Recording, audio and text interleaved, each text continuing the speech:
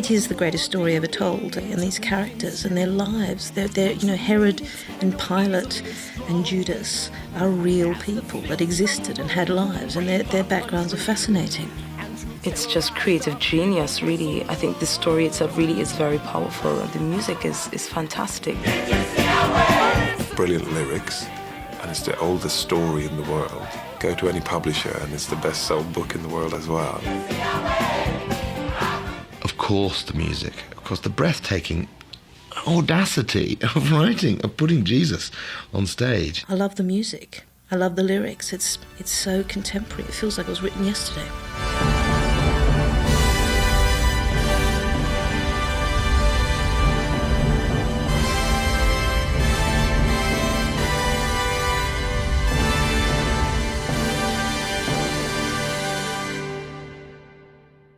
I always thought if one day I ever became a writer or a whatever, that would be a good subject, Judas Iscariot, the story from his point of view. It was just an idea I had when I was about 15, and we all have lots of ideas when we're 15, and I was lucky enough to get the chance to do it. Whatever anybody may say about it, it is in actual fact very, very carefully constructed. It never dumps the audience anywhere. It goes just like a train from A to B. That's what it does. In fact, I think the construction of Superstar is the reason why it's kept going. Incredibly, Superstar wasn't even written for the stage. In the beginning, it was just a demonstration record. The record now, as London's longest-running musical, is a vastly different one. The reason why Jesus Christ Superstar was recorded was because nobody would put it on stage. I mean, every single producer in London said, you have to be joking. I mean, this is the worst idea in history. Doing it on record made it shorter, cut out the book, made it more contemporary, made it more rock, gave it more energy, and identified it more with a younger audience. All those things the record gave us. We didn't really appreciate all that at the time because, largely thanks to Andrew, we were trying to write for the theatre, not for records. But doing it that way round worked so well because in addition to making the work itself better, it promoted the work so well. So when it finally hit the stage, everybody knew the entire score.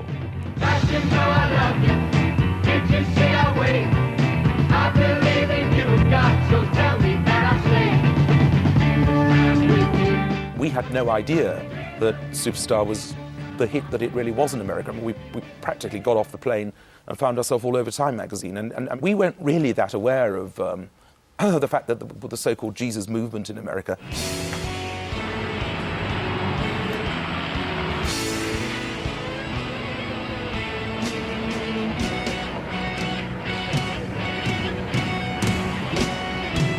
We were accused of being anti-God and anti-Semitic and various other things, but we weren't, and we knew we weren't, and most people who protested hadn't even seen the show. And by and large, they helped us, really, because if you see a front-page protest about something, it makes you more intrigued to go and see it. We haven't had nuns picketing outside the theatre. We've had a lot of people say that they feel very inspired by the show. We have a lot of people say they've been quite inspired to go back and find out a bit more about Jesus. So it seems to be having the reverse effect to what it had 25 years ago when it was regarded as outrageous and shocking and blasphemous.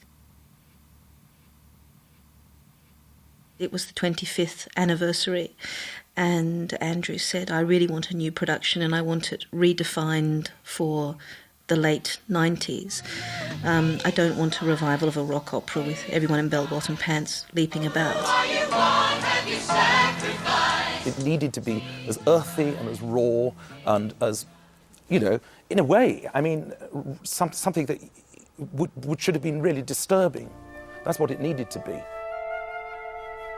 Andrew showed me this wonderful painting by Holbein of Christ dead on a slab, sort of cold and white, a very painful rendition of Christ with the holes in his palms.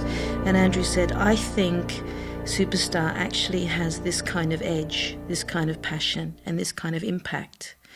And I think you're the person to do it. So how could I resist? I must say, when I saw Superstar in Dublin and I saw the production there, I got on stage afterwards and I said, I've waited 30 years for this.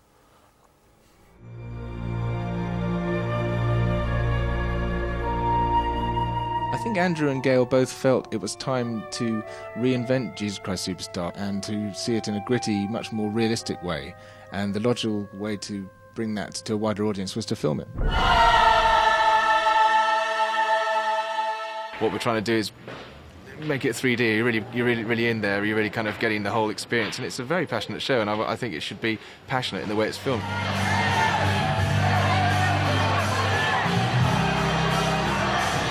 That's my contribution. Gail is making sure that the action, when we get to it, is completely exciting and is as genuine and true to the spirit as it was in the theatre. I approached it as a piece of classical theatre, if you like, and I was fascinated by character, by people in extraordinary events, having to draw on extraordinary resources within themselves to face these amazing things that happen. Well, I think Tim Rice would say to you that the premise of the whole thing really comes from that Bob Dylan line, did Judas Iscariot have God on his side?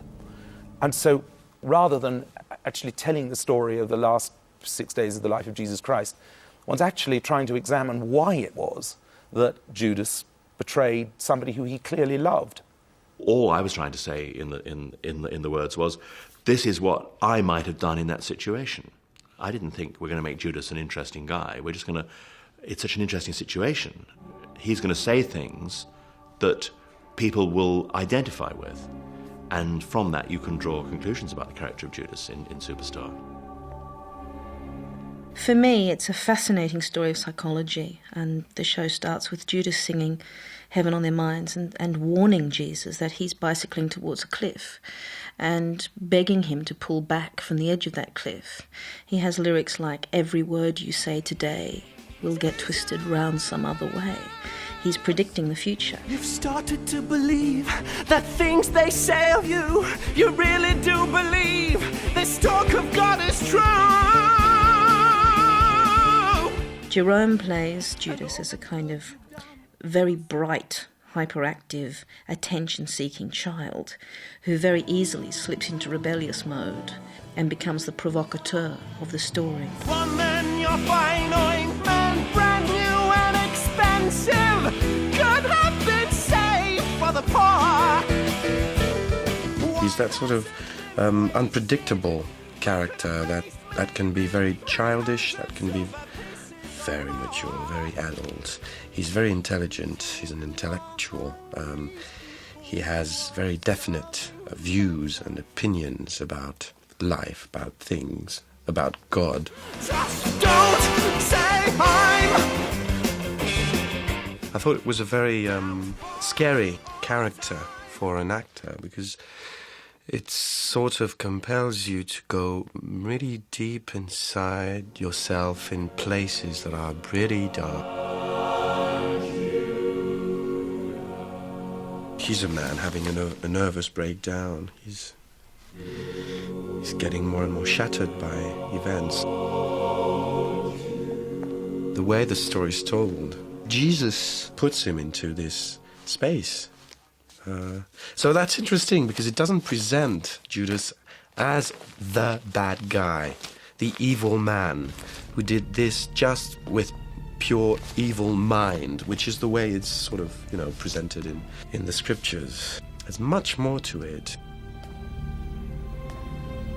He's a man who, in fact, I think, loves Jesus more than any of the apostles and admires him, but is afraid, tries to act in a way that might save Jesus in the end, perhaps. He's certainly many-faceted and multi-layered in this version. Every time I look at you, I don't understand.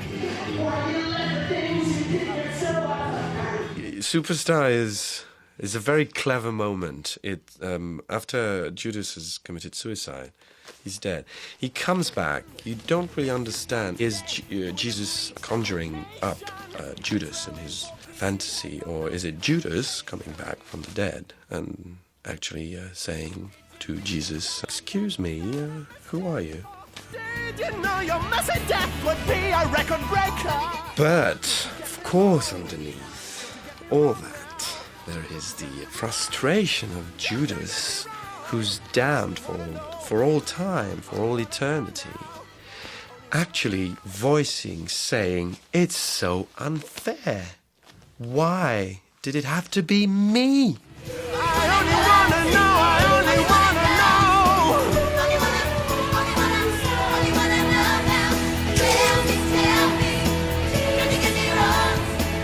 know. We did not set out to portray Jesus Christ as God. What we were trying to do was to show how he was in his way reacting to circumstances that may have arguably spun out of his own control.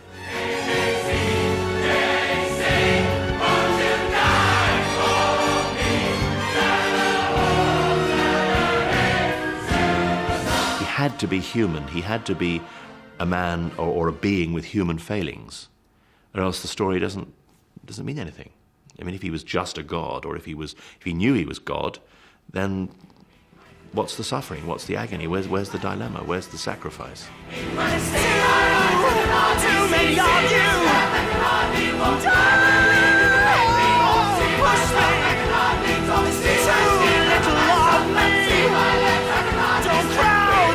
The musical dwells on the man, a man who's capable of all the feelings and fears of any man, and that's what makes him accessible and visceral and pleasurable to participate in.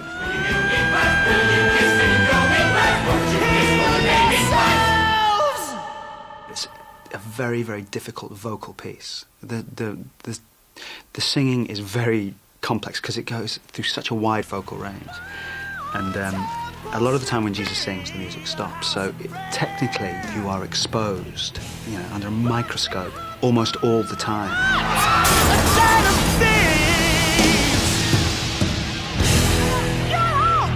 From my point of view, as in terms of directing it, I needed great actors, not just a great voice. I mean, there were lots of people with great voices, but perhaps couldn't bring it to life in the way that Jerome Pradon playing Judas and Glenn Carter playing Jesus do.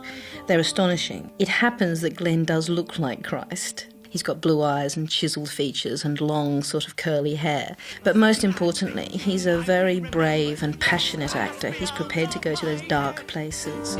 Look at your blank faces, my name will mean nothing 10 minutes after I'm dead.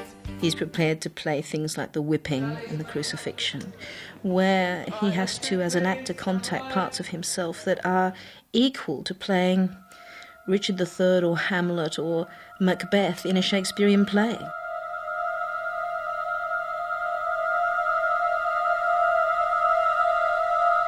I don't think that when I'm playing Jesus, I am some amazingly enlightened being. I'm an actor playing a part, and that's my perspective. So it hasn't made me become wobbly in my beliefs or as a person. I enjoy playing the part because it is a challenge every day. I don't think there's anything particularly about me that makes me, because I'm clearly not. I'm a Scouser. Try not to get worried, try not to turn on to problems that upset you all. Mary's the only female role in a very Boise story, a very testosterone world.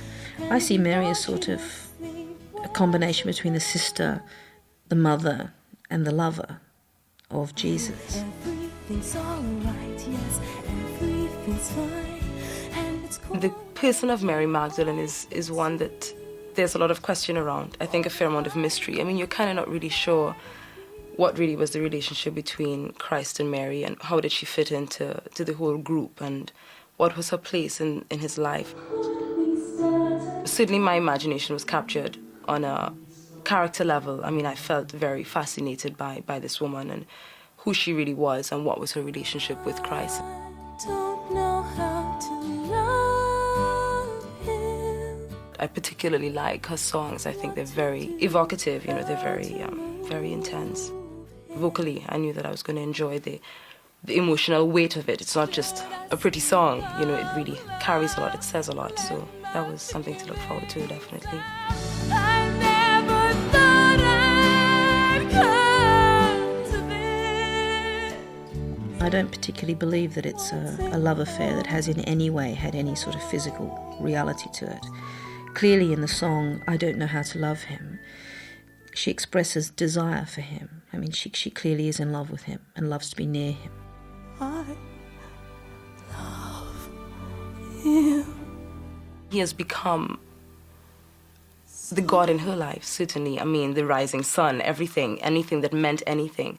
He is that to her. She's like his first lady and has a very important position in his life relative to the group. I mean, the great connection is Jesus and Judas, but Mary's also a very big part of that, and it creates a very interesting dynamic between the three of them. Mary's usurped Judas's position as the closest friend, the person who sits on the right hand of Jesus. And the tension develops and, of course, moves towards Judas's decision to betray his friend. And they arrest him in the Garden of Gethsemane and take him off, and he's taken to Pilate for trial.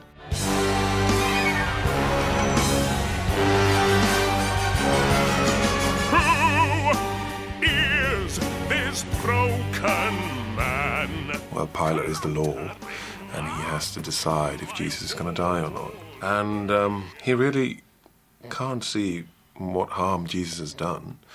They keep saying that he's claimed to be the Son of God or King of the Jews. But Jesus has actually never said that. And Pilate asks him over and over again, and he keeps saying, that's what you say.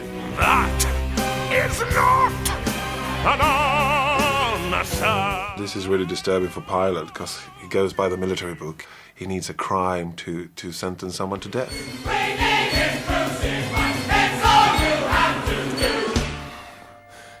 Talk to me, Jesus Christ. Pilate tries to save him. That's the most interesting thing about Pilate. He says, how can I help you?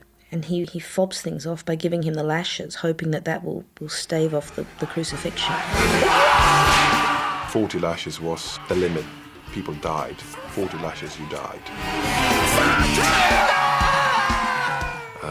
39 lashes, that's all that Pilate could deliver, because he knew that, right, one more and he was probably going to die, and he couldn't stand that.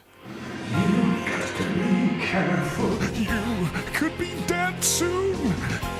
Pilate's been plagued by this recurring dream where he sees the face of this haunting, hunted man, and he has a sense, a premonition, that his destiny is linked to this man's destiny, even though he's never met him. And he ends this beautiful ballad saying that he looks into the face of history and he sees all these people crying out his name and leaving Pilate the blame. Everything is fixed and you can't change it. He realizes that this is the man I've been dreaming of. This is the room where they all want him crucified. And when he realizes that, is the most terrifying moment in his life, I think, because he just understands then that he's part of something that he's out of control of. He has no control over it at all.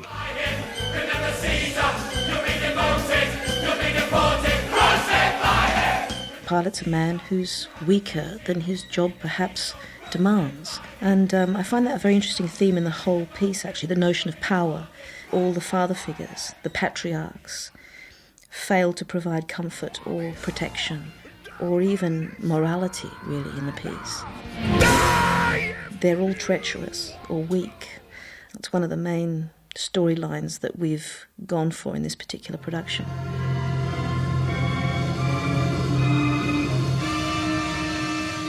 The real reason why 1 million billion people want to come and see this is because I'm in it. Me and Jesus. So, you are the Christ, you're the great Jesus Christ. Prove to me that you're divine. Change my water into wine. That's all. Rick's very hungry to go into new areas, and he was very interested in doing something that wasn't necessarily Rick Mail. King of the Jews. Herod was the king of the Jews, but he has sold out to the Romans. So he's betrayed his own people.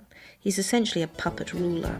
Jesus, you just won't believe the hits you made round here. It needed someone who was a very good actor, but it also needed someone who could bring that anarchic danger, that kind of marvellous, mischievous, childlike smile, hiding something truly dangerous. And that was something Rick really went for and found.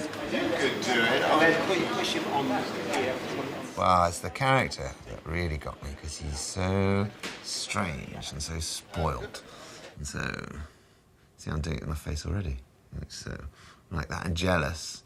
Well, I mean, he's just right, my kind of character. He's just the kind of thing that I should be playing. And it's great. And the song's so funky. He seems to be someone with an awful lot of wealth and an awful lot of power. And when you listen to Herod musically, he sounds like some kind of slightly vaudeville, slightly Noel Coward circus is going on. And so in our version, Herod has his court who dance behind him and laugh at his jokes and make him feel good and support his ego. Come on, King of the Jews! But he turns out in our version to be quite a scary character.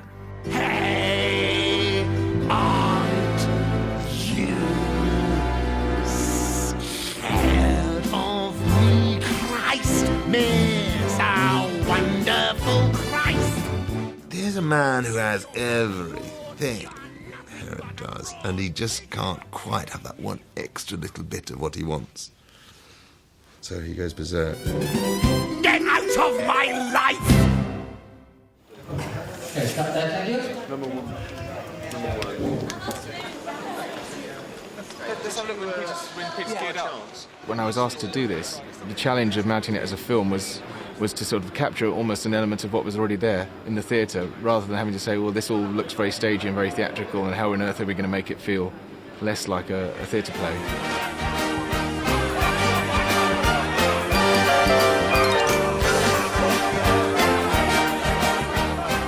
These actors are incredibly enthusiastic, incredibly passionate, and they don't like to just stand back and wait till they're in close-up to act. They're really going for it all the time, and they find it hard not to go for it.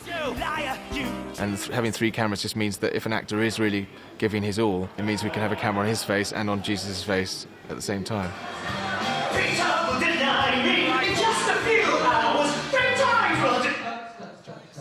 We're using a few toys. We're using a Steadicam, which is the camera that allows us to actually glide in amongst the actors, move around the actors in a way that makes you feel at times, hopefully, that you're one of the actual participants in the action. And then hopefully on this show, it's going to draw the audience in and just get you beyond just watching it as you would in a theatre.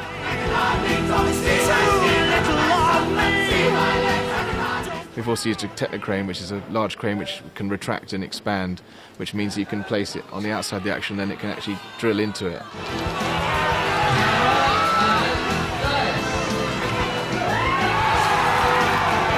What we've done on this is we actually sat down for quite a long period of time beforehand with little models of the set, little models of the people, and we actually tried to plot out the colour scheme and the whole feel of the lights. And obviously when you actually come to shoot it, it changes, but hopefully we have the spectrum, we have a feeling of like Hosanna is the one moment in the show when it's very bright and happy and optimistic, and then you're going into the priest house, which is almost subterranean.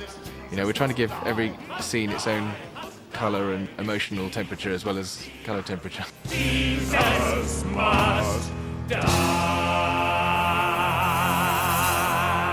If you took one step to his right, we went land, then... My personal challenge is to find a way, working with the director, through movement, to tell the story. I enjoy working with Gail very much because I know exactly where I'm aiming in for, exactly where my work is taking me, that I have to tell the story.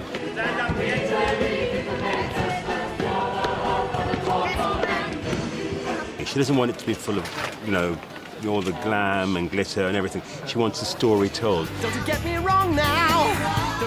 Of course, on top of that, yes, there are the girls doing the dance steps, which I want to make it very spiky, I want to make it very strong. I want to give it real edge. That's purely from a sort of dance technical point of view. Can we try that version of this rehearsal? Right, try that version.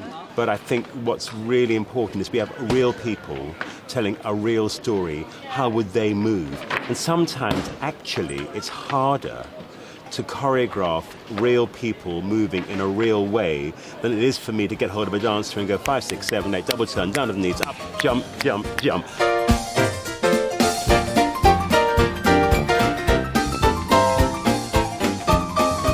Working on film is very different to working in the theatre. Because on film you can be very specific as to what images you want to make. And in the theatre, you direct the audience's eye to what you want them to watch, which is a very different process. Jesus Christ, who are you, what have you sacrificed? Of course, Superstar, the number, I remember since I was a kid, and I never dreamt when I heard Murray Head singing it, and it was in the charts, and I used to go to discos and dance to it. I never dreamt that at 48 years old I would be actually choreographing it for what is going to be, you know, the Jesus Christ Superstar. Jesus Christ, superstar, do you think you're what they say you are? I wanted a production that spoke to, teenagers and 20-year-olds and 30-year-olds, not just the over 40s who would remember it from their childhoods.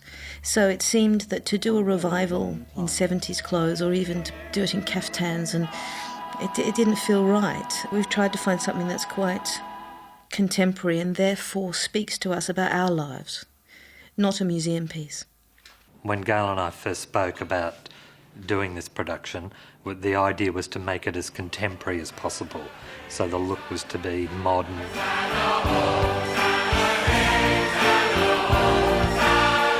It was a modern piece of its time when it was written, and it should be as modern now as it was then. There is a lot of detail that you have to go into. I mean, we have, for instance, like on Pontius Pilate's outfit, he has colour bars on his collar and the insignia on his cap, which on stage are a bit cod. They're not really anything. But because we're on film and we're going to get a close-up, I mean, we've had those properly bullion embroidered like copies of, would go on a Gestapo uniform. So all those details had to be taken into account. Was Herod unimpressed? The costume I'm wearing is absolutely amazing. It just gives you a natural way of carrying yourself. You can't walk around with it without really getting a posture and striding in a certain way, and it really helps getting into character with that. You just feel big and strong and powerful in it.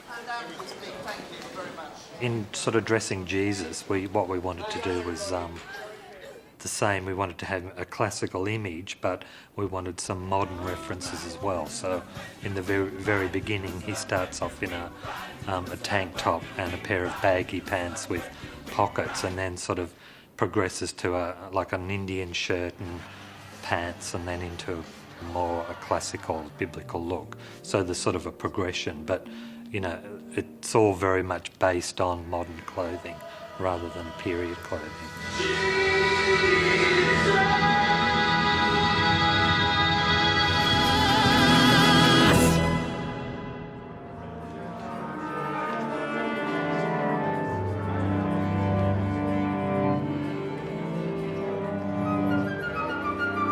Well, here today in Whitfield Street Studios, we've been adding orchestra to our basic tracks. The difficulty with this movie is it's such a raw, energetic movie that we took the decision to start by recording a live show on tour.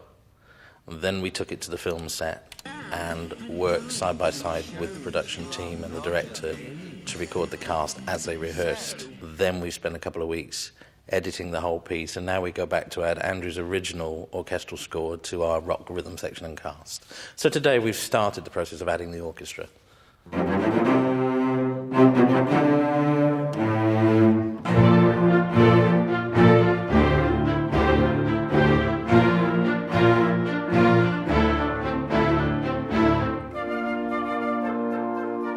Musically, and certainly instrumentally, the main body of what is on the final product goes on at this stage onto a very basic rhythm-orientated track, which is what the vocalists recorded to, and as I say, what they then filmed to.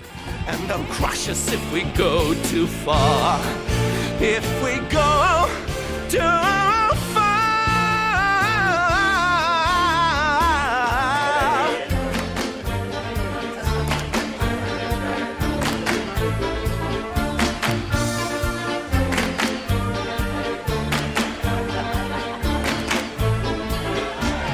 Though Jesus Christ Superstar has been recorded for record many, many times in the last 30 years since it was written. This is a film soundtrack, and therefore the general thrust of the music is created for the film in a dramatic arc rather than as a collection of singles, so that musically we do entirely reflect what has been created on film.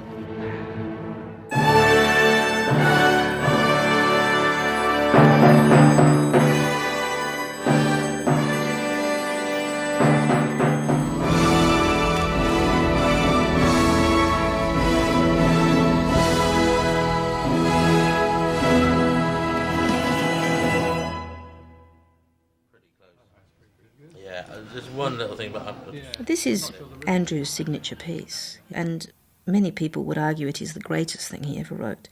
It is the most extraordinary score. The music has a rawness and a youth and an accessibility. It feels like it was written yesterday. I think the lyrics are sensational. I think it marked a very particular time in the collaboration between two amazing artists, Andrew and Tim. Well, I certainly... Jesus Christ Superstar, I mean, I don't think I could write that today. I mean, I don't think it would have come out the way that it did. And I think for its time, that with all its warts and everything, it should stay as it is. And I never want to change the orchestrations of Superstar. I think it's of its day, and that's it. Every time I look at you, I don't understand why you let the things you did get so out of hand. You'd have managed better if you'd had it planned. Now why'd you choose such a backward time in such a strange land? If you'd come today, you would have reached a whole nation. Israel in 4 BC had no mass communication. Don't you get me wrong? Don't you get me wrong? It seems to me that there are very few people in the Western world who can't hum a tune from Superstar, even if they don't know what it is. Most people can actually hum a few bars. It's woven itself into the fabric of our lives, and I think that's an amazing thing. It is, if you'll excuse the expression, it is a masterpiece.